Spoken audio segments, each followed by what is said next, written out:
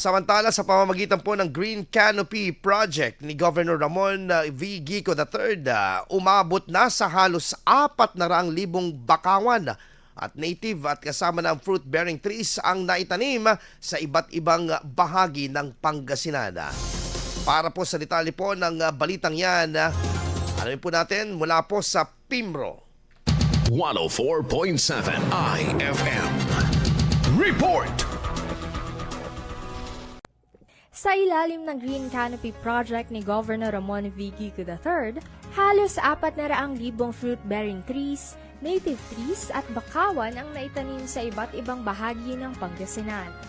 Sa pamamagitan din ng proyekto ay mas nabuhay ang diwa ng bayanihan dahil sa aktibong pakikipagtulungan ng mga empleyado ng pamahalang panlalawigan, mga estudyante, mga guro, mga ahensya ng pamahalaan, non-government organizations at iba't iba pang sektor. At the heart of the 4th and 5th goals is the Green Canopy Reforestation Program.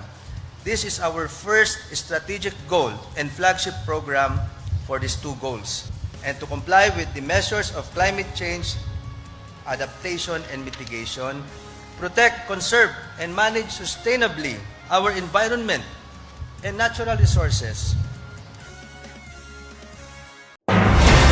IFM News. IFM News. IFM News.